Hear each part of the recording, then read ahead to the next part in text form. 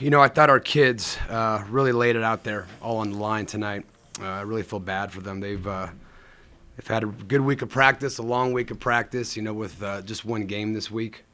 But we as a staff, Coach Patino, we're really proud of their effort and their fight tonight. And they did it together and overcame a lot of adversity. And, missing Coach Patino was hard. Our kids really really enjoyed playing for him and laying it all out on the line for him. And we were just sad we couldn't pull that one out. I'll start with the game. Actually, let me start with this. When did you find out that you'd be, taking over for the day for the game for Coach Patino, and was there any kind of close contact concerns with the coaching staff that you guys all had to go through at all? This morning we found out as a staff, and in terms of the rest of the staff and everybody else, there were no concerns from our medical staff, so we felt pretty good about that moving forward. Was there? I don't know how something like this goes. When you guys all have your roles on game day, I know one coach will have the scout, stuff like that. But what exactly or what specifically shifted for you maybe today that you wouldn't have been doing otherwise? Obviously, other than head coaching. Well, we have a really good staff. We've got a great group of guys, a veteran group of guys.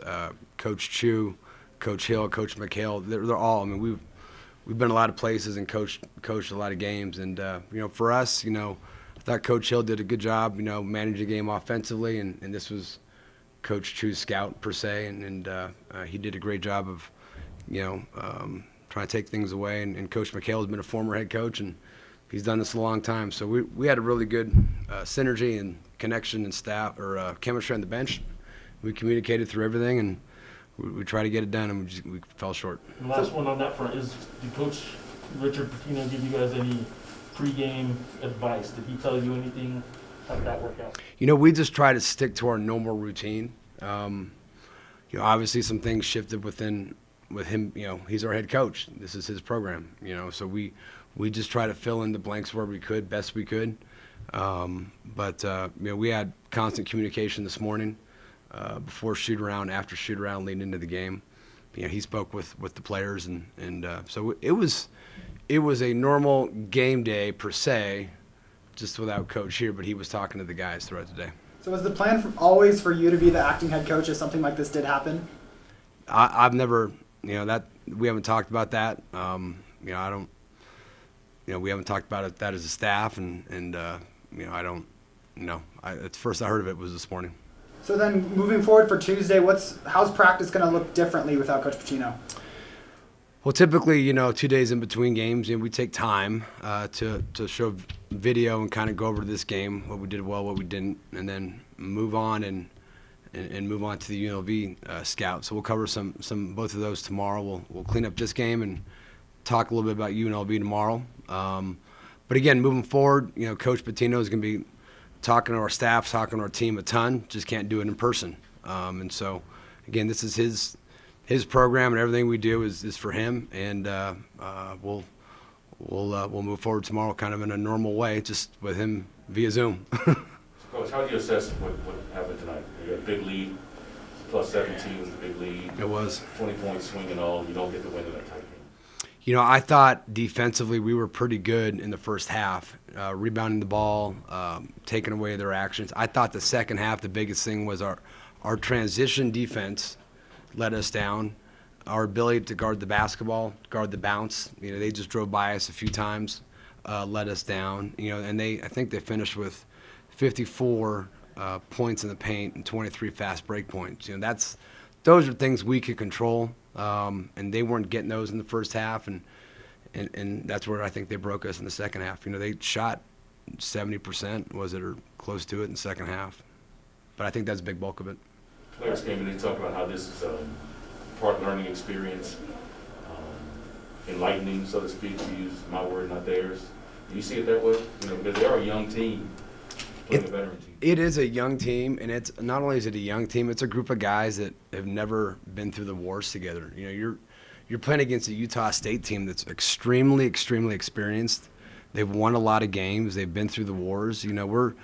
Those kind of games. They've been through a ton of those games together. Our group has not been together a long time, so it takes some time to to build that and get past that point. And so they're fighting, they're hurting, but we're proud of their effort, and we just got to move forward and try to get better in certain areas. Before tonight, you guys were averaging less than 13 assists per game. Tonight, you guys got 19, and obviously that made a difference, sharing the ball more. Pitino has been talking about it.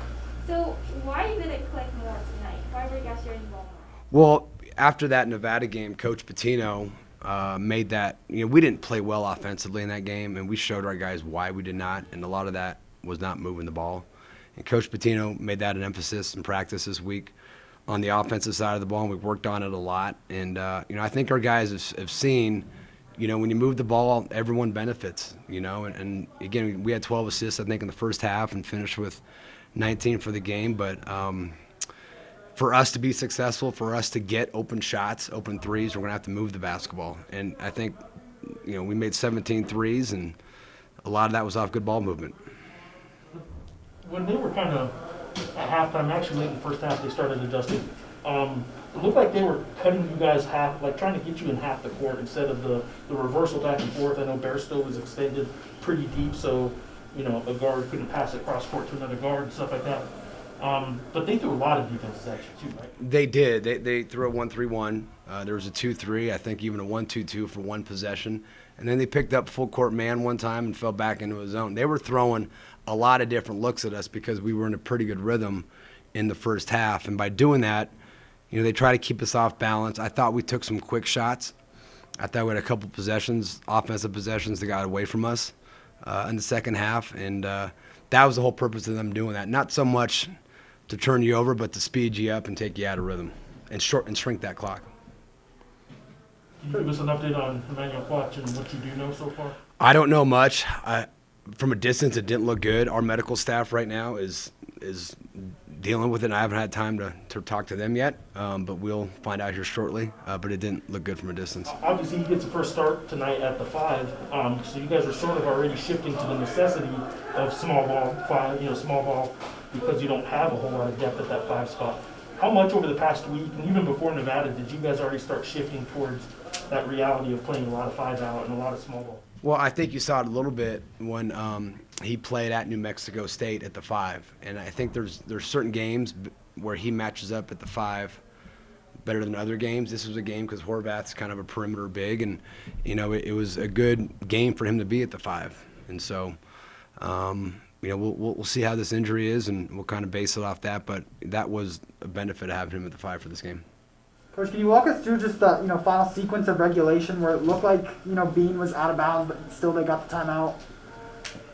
Yeah, they threw that pass and he caught it, and he was trying to call a timeout and landed in bounds, and they got the ball with 3 seconds left, and they said he called the timeout, and that I think what was the start on the clock 3.3, and they ended up at 3.0, and they gave him the ball. It's not one of those things we could really argue. They reviewed it, and it's a veteran crew, and they made the right call.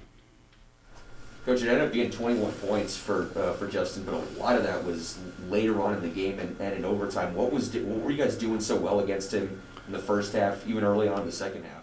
Well, I thought that he saw a crowd a little bit, and they're such a good passing team, so you really can't help off him too much because they'll just find shooters on the perimeter.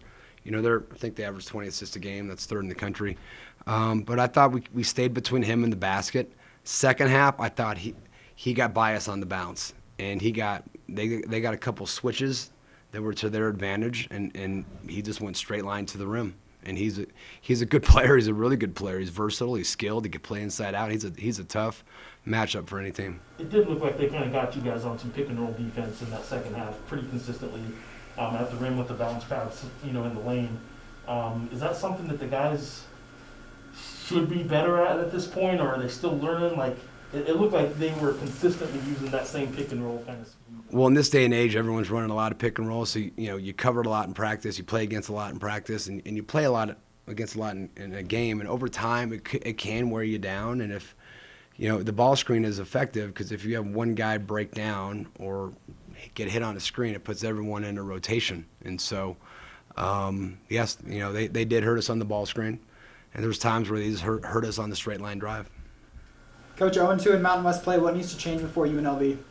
Well, we're proud of our guys' effort, and tomorrow, we're going to get back together, rally these guys, review tonight's game, get ready for a tough UNLV team at their place. That's another team that plays fast and bounces the ball and gets the offensive board, so they present a whole other set of challenges. But we really need to focus on us and taking care of the things that we can control in the next 2 days. And if we do that, we feel pretty good about Tuesday. But we need to review this film and get these guys together tomorrow and talk about what we did well and what we need to work on.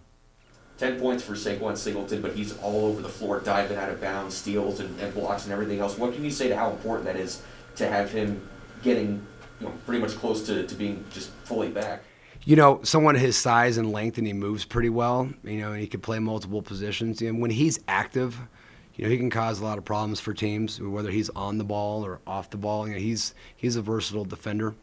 And when he's active and playing hard, his length, bothers teams. And so we need that. We don't have a whole lot of length, and, we need him to be disruptive on the defensive end.